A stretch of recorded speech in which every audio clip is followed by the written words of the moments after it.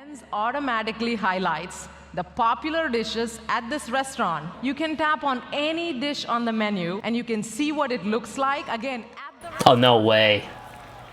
but it can calculate the tip and even split the total. I definitely want to test this out. You can just ask Google, book a national. Who's at my door?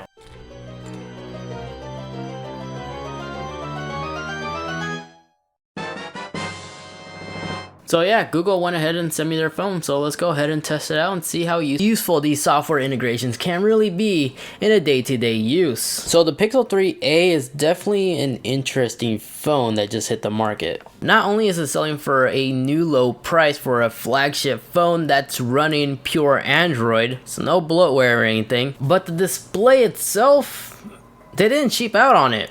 It is a 5.6 OLED display with full high definition resolution. It's 1080p by 2220. The screen is bright enough that you can still view your screen even in direct sunlight. And then although the specs to this device on paper that is, doesn't look very impressive as it's using a Snapdragon 670 octa-core processor with 4GB of internal RAM and has an Adreno 615 GPU. And when you compare this with other budget style phones like the Samsung S10e for instance, that one can be configured to 6 or 8GB of RAM and also has a stronger chipset inside. Same goes for the Pixel 3.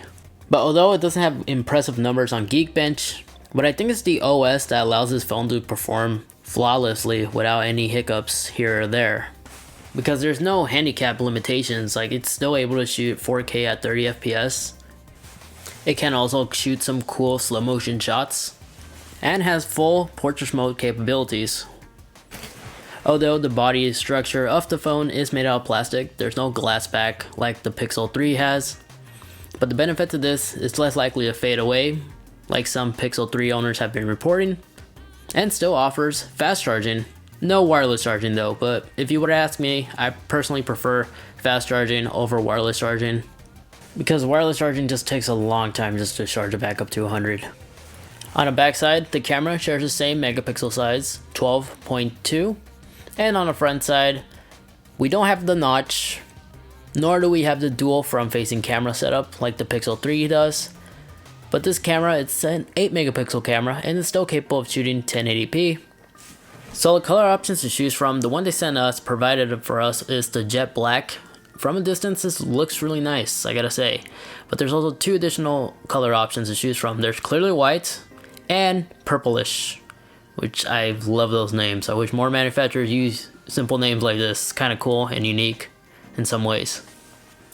So now the internal battery is a 3000 mAh battery that is also mixed with some sort of software advanced AI learning technology, which at the end of the day, from my 2 days of using this phone as my primary phone with my SIM card, I'm actually able to get throughout the entire day with more than enough juice. I'm actually quite surprised. Now this could be the fact because the phone is still technically new, but from what I experienced, and I'm a heavy phone user by the way, this software that they integrated, I haven't yet experienced this phone heat up on me when it comes to watching videos, taking photos, shooting in 4K for instance.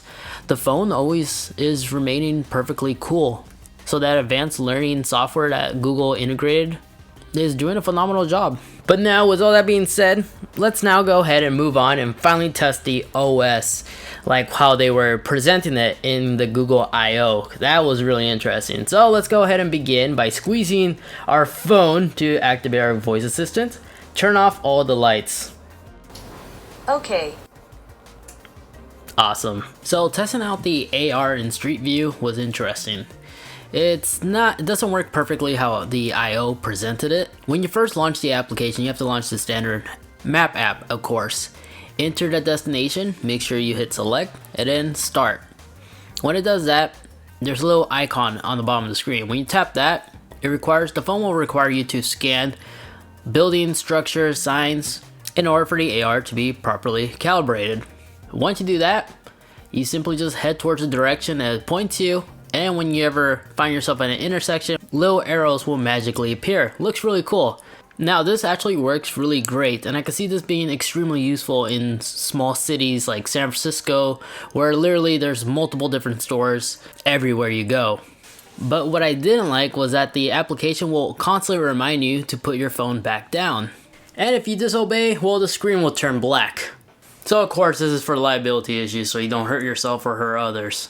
So there's no harm for this. But what is annoying is that when you put your phone down, after a few feet or so, it requires you to recalibrate the camera once more.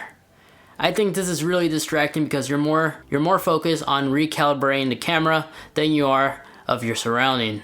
Now lens was something very interesting that I really wanted to test out right away. You have the choice of downloading either the dedicated app or just simply launch the camera app and tap on the more section. Right here you'll find lens. That's how I've been doing it. I think it's better than just tapping on the app.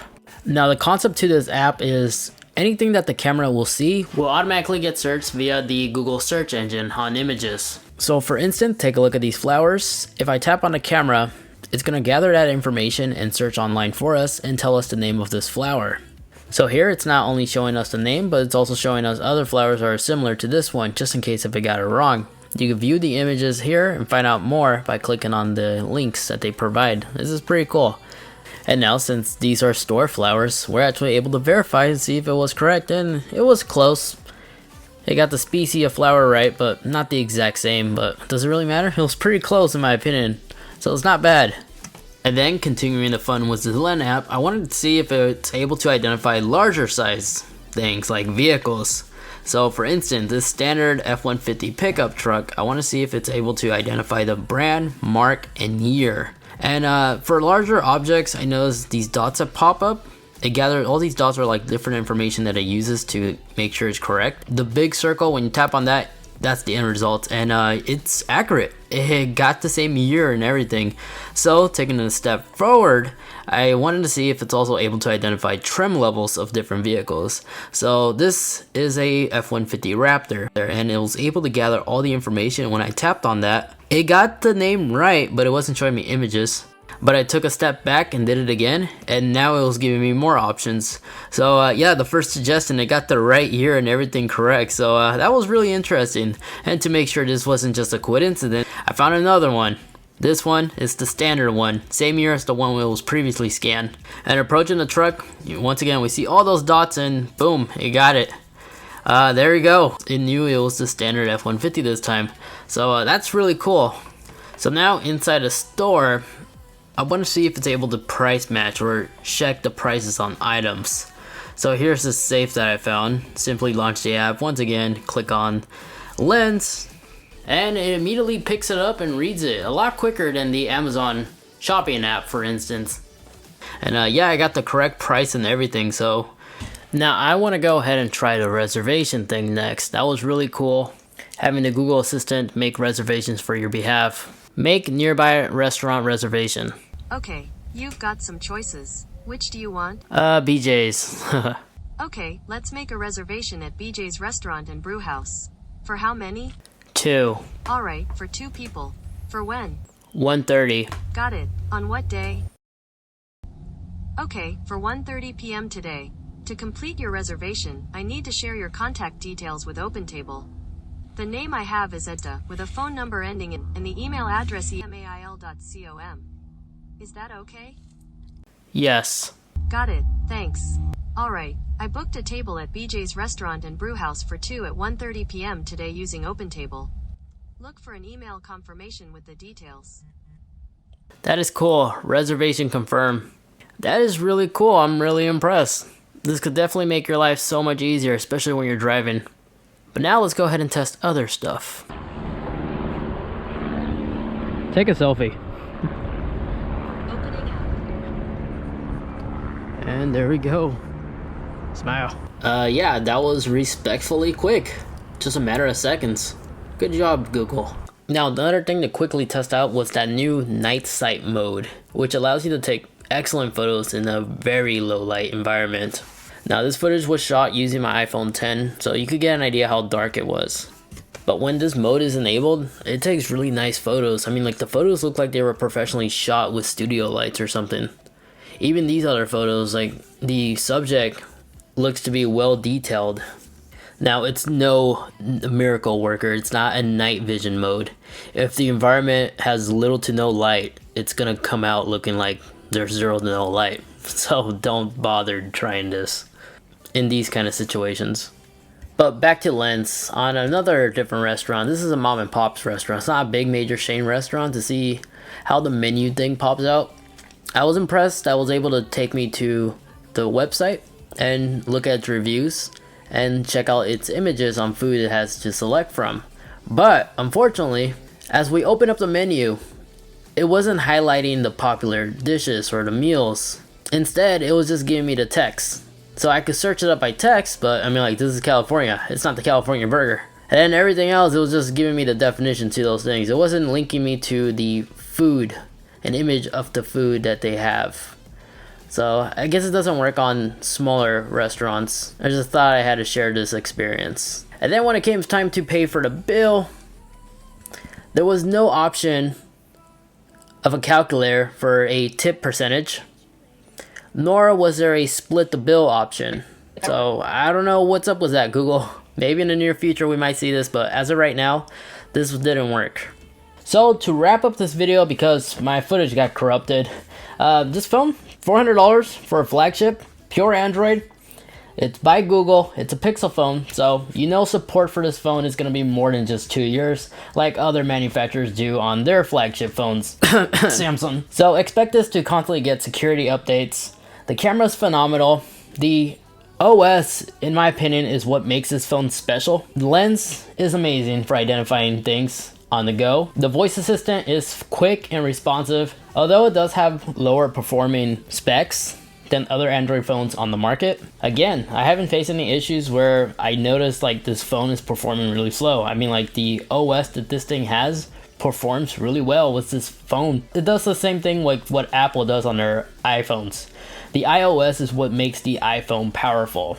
It's a similar story to the 3A. And unlike the iPhone XR, I know I'm gonna get hate for this, but I mean, like, this one actually gives you a true high definition screen display. It doesn't stretch out the pixels. This is actually a legit full high definition screen. So that's really nice. So if I was on a tight budget and was looking for a great flagship phone, yeah, take a look at the Pixel 3a, even the XL version. Just note there's only one size option, unfortunately only 64 gigabytes, and there's no expandable storage. And also, there's no wire resistant rating, unfortunately. But if you're okay with all that, for a flagship phone, this is definitely a good value. But that's where I'm going to go ahead and end this video. Comment down below, what are your thoughts now about the budget-friendly Pixel phone? Is it getting to a point where companies are now focusing on budget-friendly phones, budget alternatives, than actual fully spec'd out expensive phones? Because it kind of seems like that's happening. But that's going to be it for the video. Once again, thank you guys so much for watching. Remember to like, share, subscribe, especially if you enjoyed this content. But as always, thank you so much for watching. Take care, and I'll see you in the next one. Peace.